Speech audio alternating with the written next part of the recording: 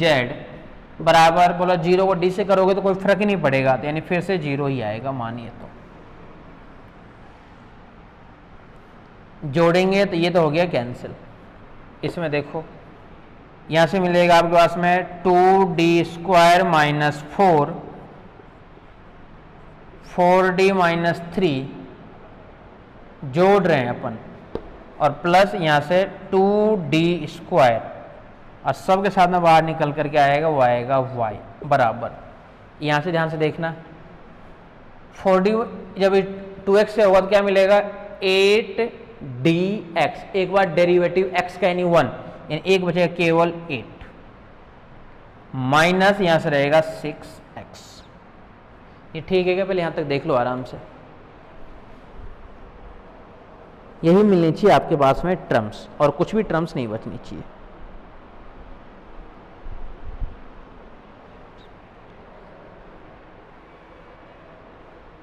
ठीक है यहां तक?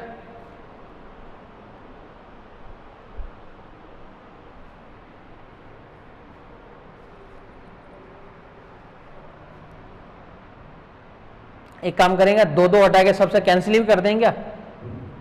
इसके बाहर 2 और 2 को इसमें से बाहर ले लेते हैं, ध्यान से देखना इधर। ये तो बन जाएगा होगा इसमें 2, ये हट जाएगा, इसमें से 2 आ गया, और इसमें से भी 2 आ गया, इन दोनों में से 2 आ गया बाहर। उस 2 को देखो यहाँ से कैंसिल कर देते हैं, यानी ये तो मिल गया 4 और ये 6 मिल गया आपके पास में 3। एक ही बात है ना, कोई दिक्कत देख लेना भाई, मैं कुछ नहीं किया हूँ। इसमें से जो कॉमन आ रहा था ना उसको कॉमन ले लिए और कैंसिल वाले को इधर से काट दिए अपन, बस और कुछ भी नहीं किए। कैलकुलेशन, घटिया कैलकुलेशन। ठीक है, अब इसके लिए निकालना पड़ेगा CF का मान और इसके लिए निकालना पड़ेगा PI का मान। इसके लिए मेथड लगेगा, वो लगेगा x की पावर n का मेथड। तो नाउ वी फाइंड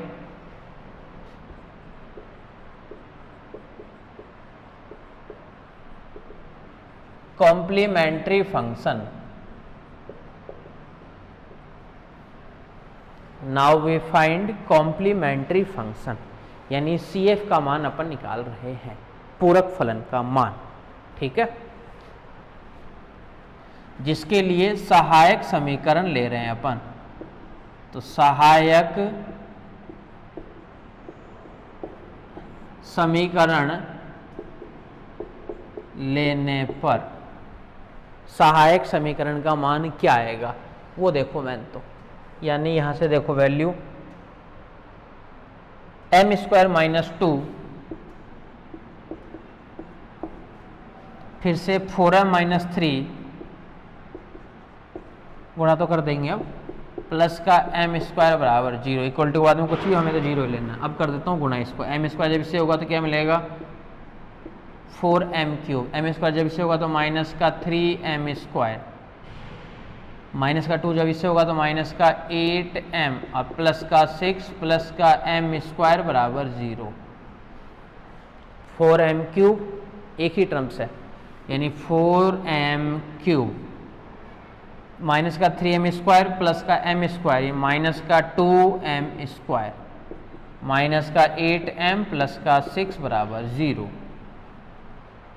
एक ऐसा मान जो LHS और RHS को दोनों को संतुष्ट कर दे।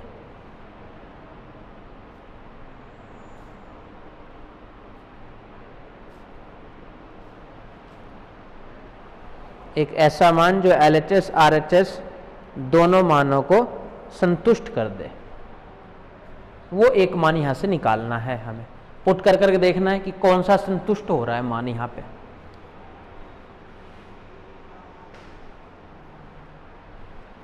यानी जैसे यहाँ पे पुट करेंगे अपन, सबसे पहले अपन क्या पुट करके देख लेते हैं, 1 करके पुट करके देख लेते हैं।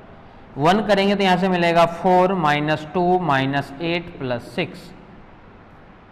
6 और 4 10 और ये 10, यानी m बराबर 1 रखने पे LHS RHS 0 है, यानी इसका एक फैक्टर क्या मिल गया m माइनस 1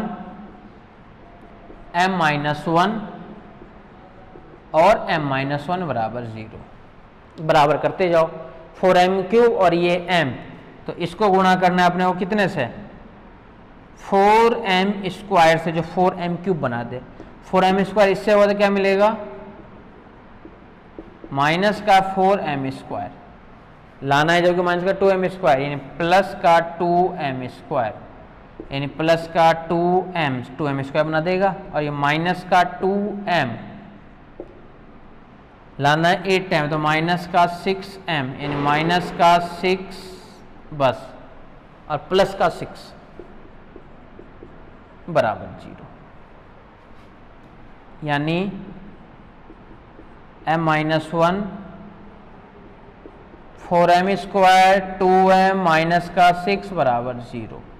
तो दो मान तो यहां से है ही आपके पास में, ठीक है, दो मान तो यहां से है ही, दो क्या, एक मान।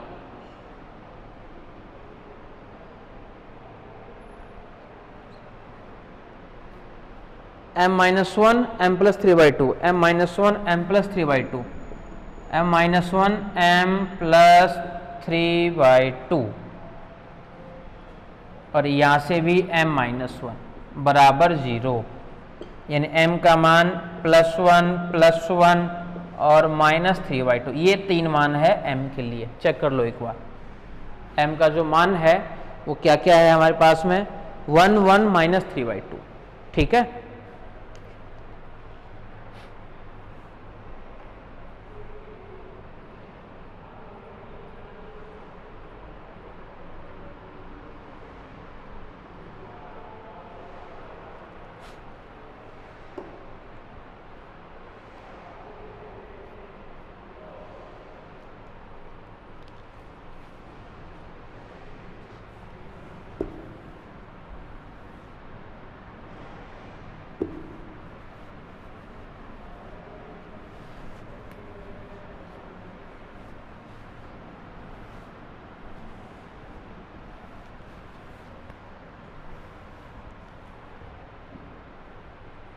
CF बराबर, दो मान तो है समान 1 और 1, यानी C1 प्लस C2x, ये x में, ये ध्यान रखना, इसमें चेंज करने की जरूरत नहीं है, और e की पावर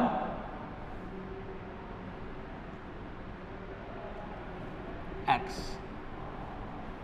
ax, सही है, -3/2, यानी प्लस C3 e की पावर -3/2x, ये मान है CF के लिए, ठीक है। अब PI पे आ जाए।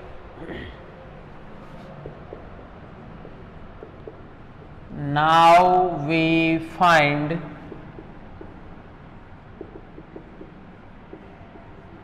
पर्टिकुलर इंटीग्रेशन, पर्टिकुलर इंटीग्रेशन यानी PI का मान।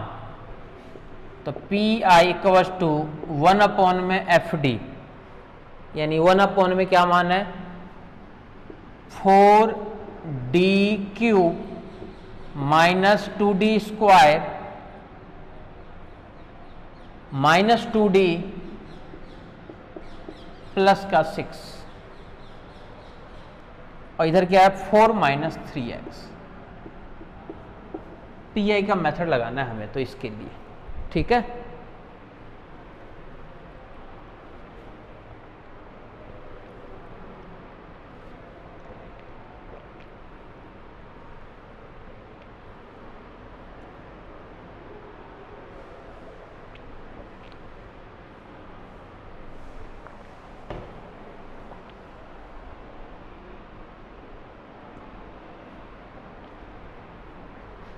फोर माइनस का 3x और साथ में वो वाली टर्म्स रहेगी एज इट इज, ठीक है। यहां तक देखो इधर ध्यान से, इसको अपन क्या लिख सकते हैं वो देखो आप, तो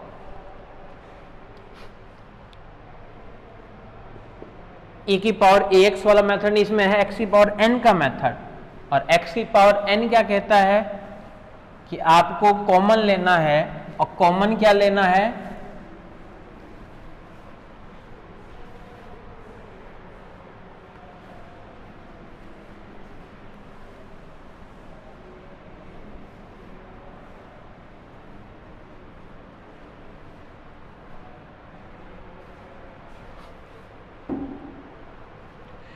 प्लस का 6 को ले लेते हैं कॉमन, यानी 1 अपॉन में 6 बाहर as it is 1 plus 4d cube minus का 2d स्क्वायर माइनस का 2d अपॉन में 6।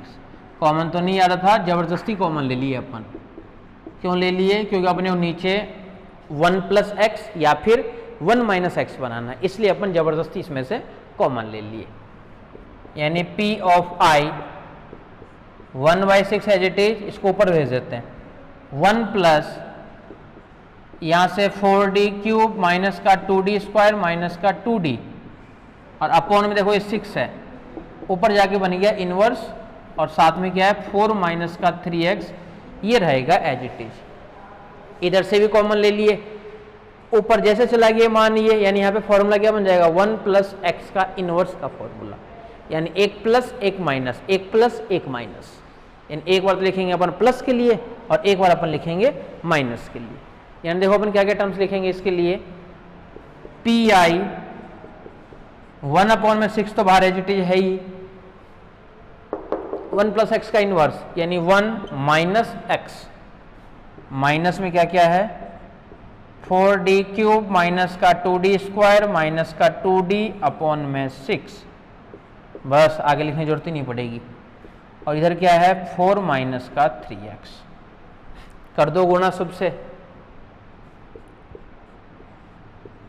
1/6 तो एज इट इज ही है, 1 से गुणा यानी 4 माइनस का 3x minus 1/6 as it is.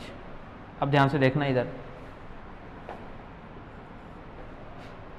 3 bar derivative बोला, कहाँ एक बार तक तो ठीक है, ये भी बोला ये भी 0, इसका बोला इसके लिए हो जाएगा माइनस का 2 एक बार डेरिवेटिव, इसका तो 0 और इसका माइनस का 3, बस इसको अपनी क्या लिखेंगे 1/6 4 माइनस 3x प्लस का 6 बाय प्लस का 6 कैंसिल, यानी यहाँ से क्या रहेगा माइनस का 1, माइनस का 1, यानी इसको अपन क्या लिख सकते हैं 1/6 4 माइनस 1 यानी 3 माइनस 3x, यानी 3 कॉमन 1 माइनस x, ये 2 भी कैंसिल यानी 1/2 1 माइनस x, ये मान निकला है पी आई के लिए। ये जो मान आपके पास में है ये मान है आपके पास में पी आई के लिए।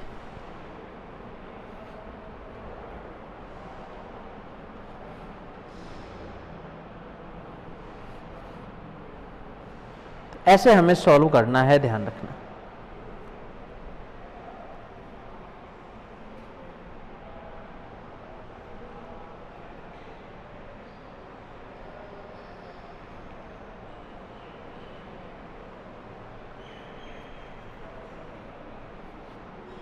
नेक्स्ट वाले पे आ जाओ कि पी आई का मान कैसे निकालोगे।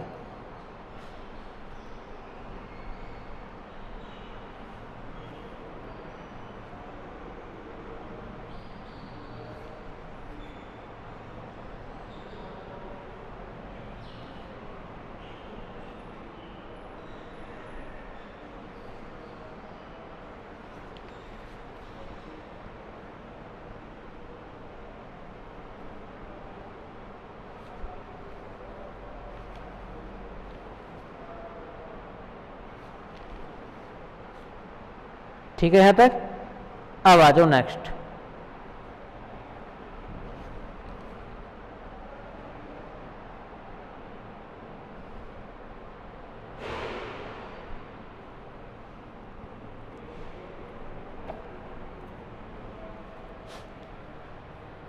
देन कंप्लीट सॉल्यूशन पे आ जाओ।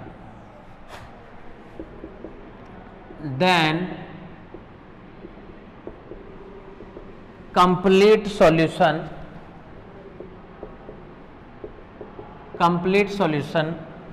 x बराबर CF, माना पर निकाले थे याद हो तो आपको, C1 प्लस C2x और e की पावर x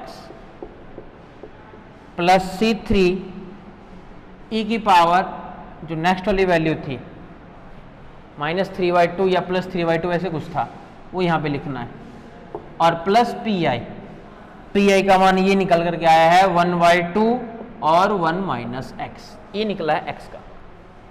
जैसे ही x का मान निकाले हो वैसे ही सेम टू सेम आपको निकालना है y का मान, सेम टू सेम निकालना है y का मान आपको,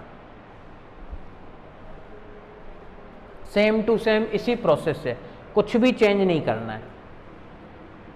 इधर कैंसिल किए थे, अब आपको दूसरा मान कैंसिल करना है, ठीक है। एक क्वेश्चन और कर लेते हैं, फिर इसको खत्म करेंगे, फिर 5.2 पे चलेंगे अपन।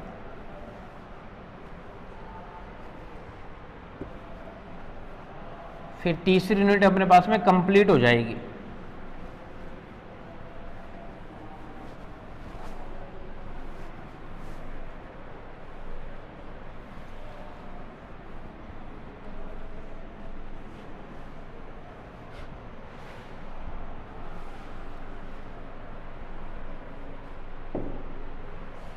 Solve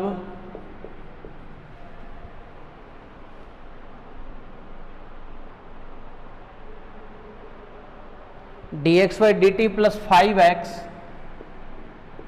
dx by dt plus का 5x प्लस y बराबर e की पावर t प्लस y बराबर e की पावर t। और नेक्स्ट है हमारे पास में वो है dy by dt minus x, dy by dt minus x,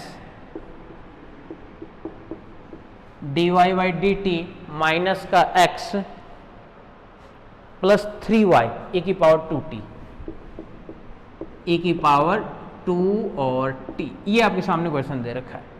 सारे क्वेश्चन में मेथड अपन एक ही लगा रहे हैं, उसको डी फॉर्म में लिख रहे हैं और डी फॉर्म में लिखने के बाद में उसको अपन सॉल्व कर रहे हैं। सबसे पहले डी फॉर्म में लिख रहे हैं और डी फॉर्म में लिखने के बाद में उसको अपन फिर से सॉल्व कर रहे हैं, ये ध्यान रखना बस।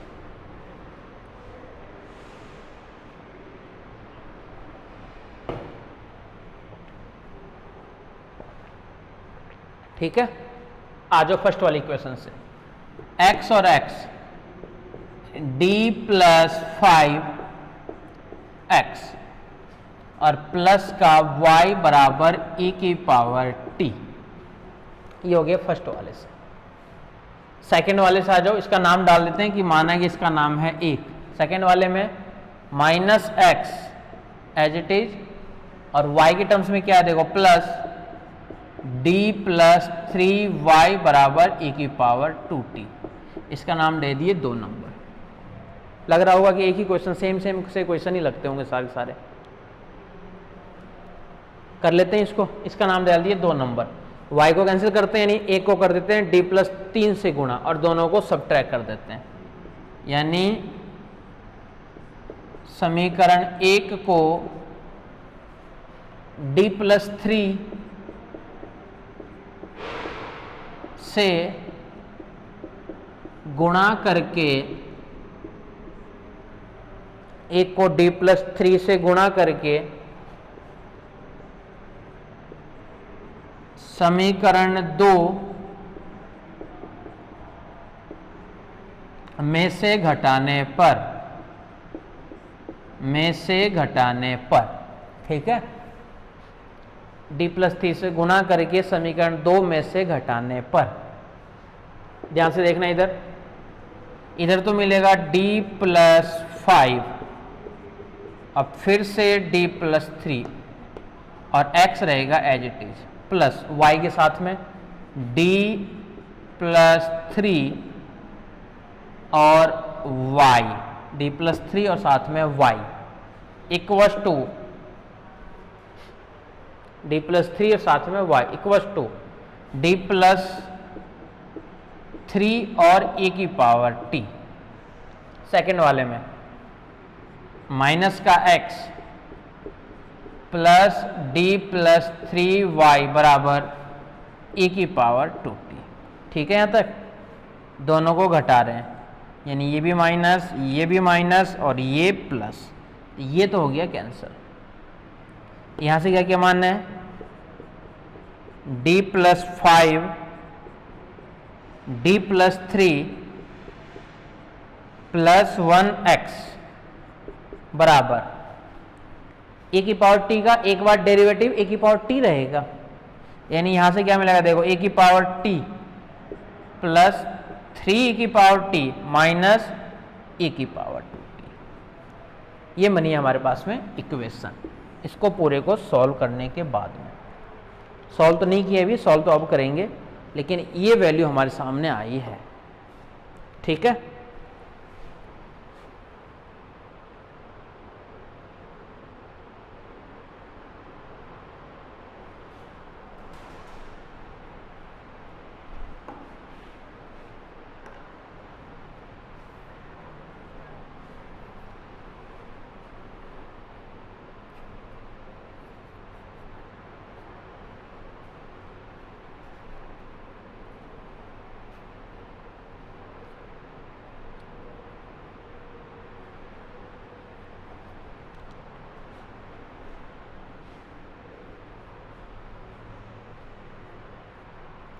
और थोड़ा सा इसको सॉल्व कर देते हैं। यहां से क्या मिलेगा, डी स्क्वायर प्लस का 3d प्लस का 5d और यहां से प्लस का 15 प्लस का 1x बराबर ये पूरा मान है जी टी, यानी ए की पावर टी और प्लस 3 की पावर टी यानी 4 की पावर टी माइनस ए की पावर 2t। ठीक है, और इसको एडजस्ट कर दें, डी स्क्वायर प्लस 8d और प्लस का 16 साथ में x बराबर 4 की पावर t माइनस ए की पावर 2t। ठीक है, नाउ वी फाइंड इसके लिए complementary function. Now we find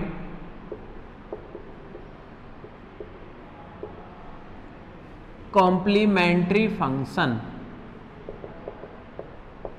CF का मान, यानी सहायक समीकरण लेने पर। इसके लिए M square plus 8m plus का 16, एम स्क्वायर प्लस का 8m प्लस का 16 बराबर 0। ठीक है, क्या मान मिल गया यहां से, इसके लिए फैक्टर 4 और 4। अच्छा, इसको डायरेक्टली लिख देंगे, m प्लस 4 का स्क्वायर बराबर 0। देखो यही है क्या, यानी m का मान क्या मिल गया, प्लस माइनस 2 आयोटा। चेक कर लो एक बार यहां तक, ठीक है क्या यहां तक।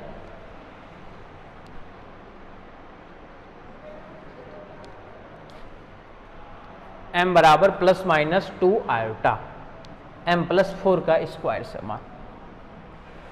ठीक है, तो m प्लस 4 का स्क्वायर यानी m बराबर प्लस माइनस 2 आयोटा। ठीक है, आ जाओ नेक्स्ट वाले मान पे।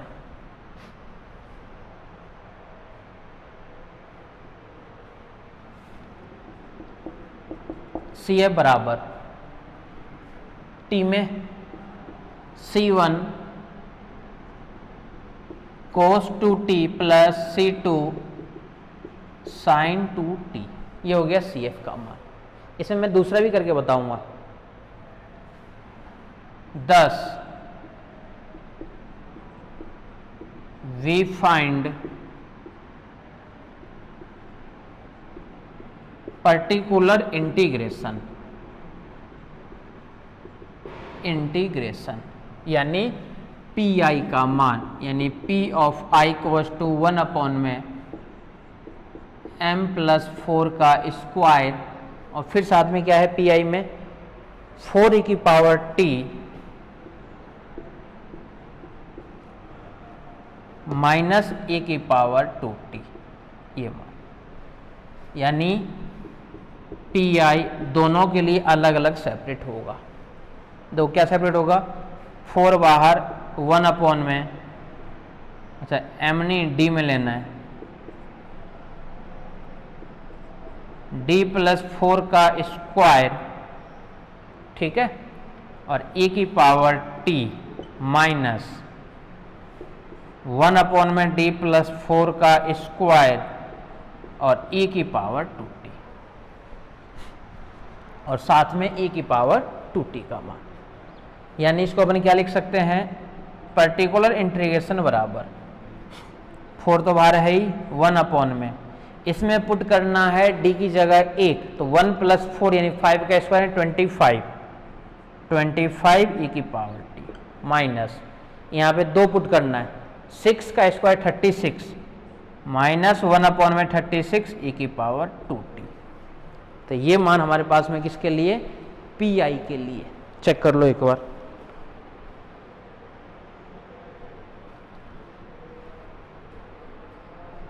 ये मान किसके लिए है, p ऑफ i के लिए, यानी पर्टिकुलर इंटीग्रेशन का मान जो होगा वो ये होगा।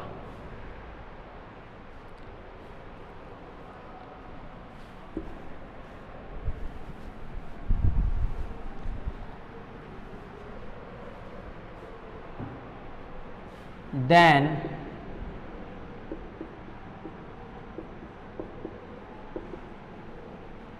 complete solution x का मान, x बराबर CF यानी C1 cos 2t plus C2 sin 2t pi यानी ये वाला मान प्लस 4/25 e की पावर t माइनस 1/36 e की पावर 2t। ये मान हमारे पास में है x के लिए। y का मान वो कैसे निकाल लेंगे, जैसे y कैंसिल कर रहे हैं वैसे इसके अंदर x कैंसिल होगा। बता देता हूं, इसके अंदर लास्ट क्वेश्चन है इसलिए इसके अंदर इसको भी करके बता देता हूं। ये तो मान निकलेगा किसके लिए, y के लिए, सॉरी x के लिए मान निकल गया।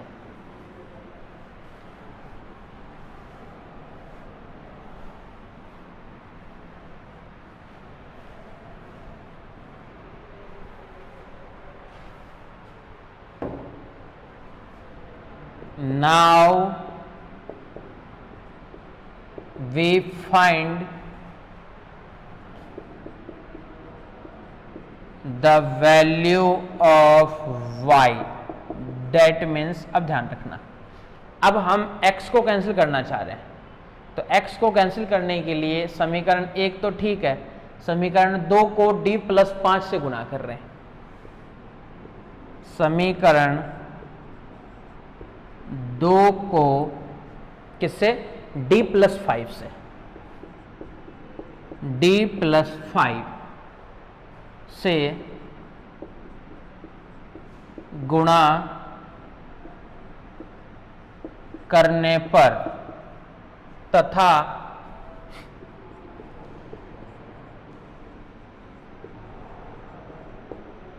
समीकरण 1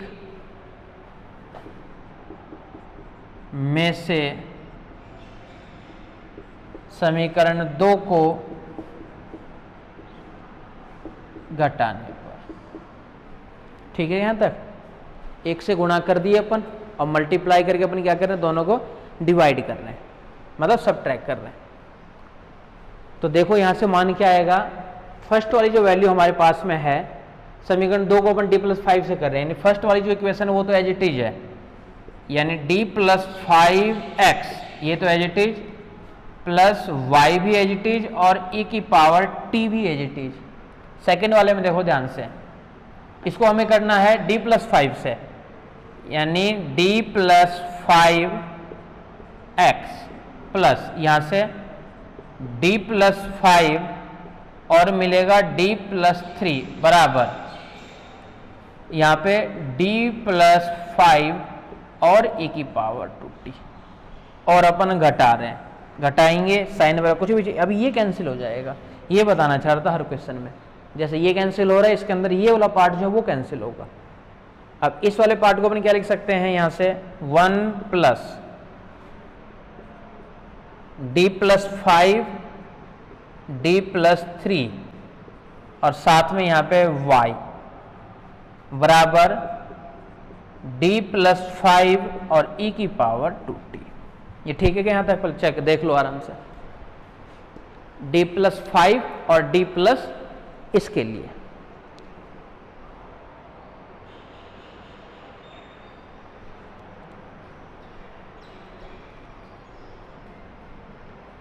ठीक है,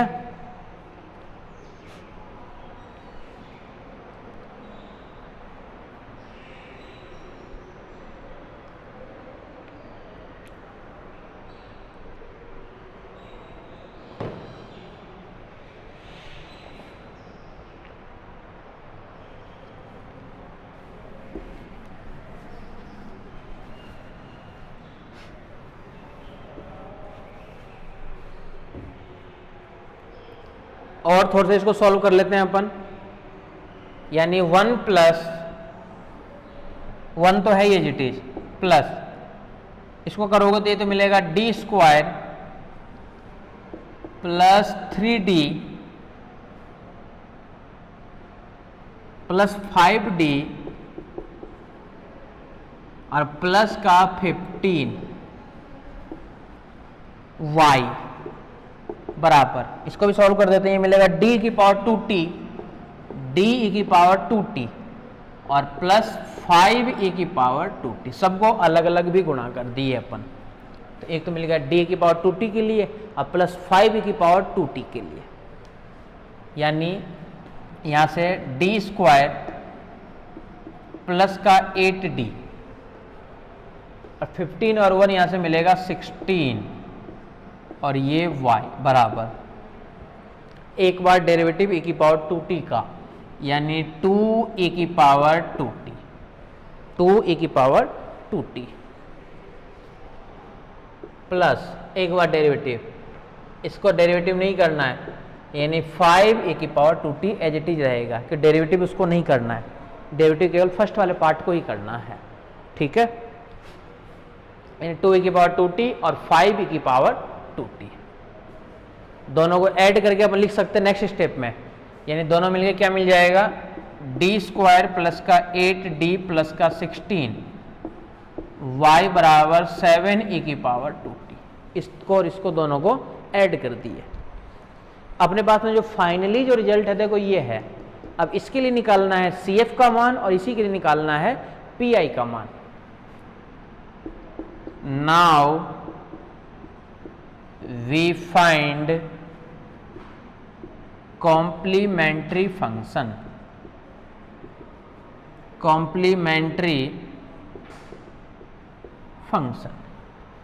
now we find complementary function, यानी CF का मान यानी पूरक फलन का मान ज्ञात करते हैं। पूरक फलन का मान ज्ञात करते हैं, पूरक फलन का मान ज्ञात करते हैं। ठीक है, कोई दिक्कत नहीं आता, आ जाओ नेक्स्ट। ये हो गया CF का मान कॉम्प्लीमेंट्री फंक्शन के लिए। यानी अब लेंगे अपन क्या, सहायक समीकरण, यानी सहायक समीकरण लेने पर, यानी यहां से मिलेगा ये m² प्लस का 8m प्लस का 16 बराबर 0। सहायक समीकरण में इक्वल टू को बाद में चाहे कुछ भी हो, हमें हमेशा 0 ही लेना है। ठीक है, फिर से ये क्या मिल रहा है, m+4 का होल स्क्वायर बराबर 0। तो m बराबर ±2 आयोटा, ±2 आयोटा, ये मान हमारे पास में है इसके लिए।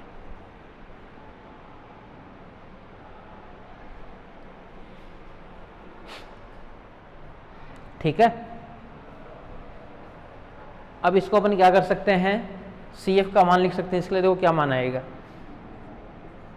CF बराबर C1 cos x plus C2 sin x C1 cos x plus C2 sine x.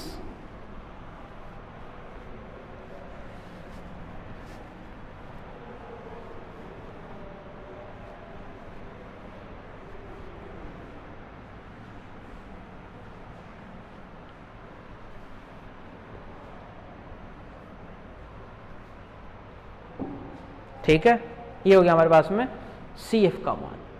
अब अपन चलेंगे PI के मान याद करने के लिए कि now we find PI particular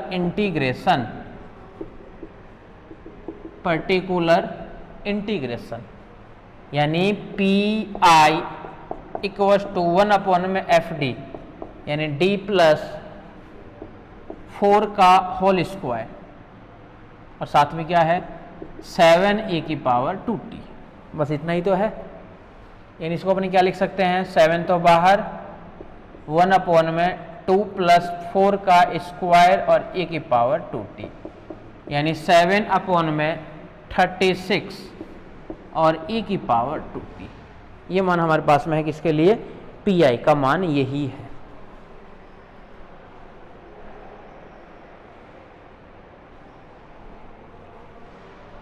ठीक है, अब दोनों को ऐड कर दो, यानी तो हो गया PI का मान और ये था आपके पास में CF का मान। देन कंप्लीट सॉल्यूशन y बराबर CF प्लस का PI। तो y बराबर CF का मान यहां से है ही दिया हुआ, C1 कोस 2t, अच्छा ये t है रे, इसको t करना, t है plus C2 sign 2t plus PI यानी 7/36 e की पावर 2t। तो इस तरीके से वो तो था x का मान और ये था हमारे पास में y का मान। तो इस तरीके से हमें सॉल्व करना है सारे के सारे क्वेश्चन। ठीक है, कर लोगे इसे सारे क्वेश्चन। अब चल रहे हैं अपन नेक्स्ट एक्सरसाइज पे। नेक्स्ट एक्सरसाइज पे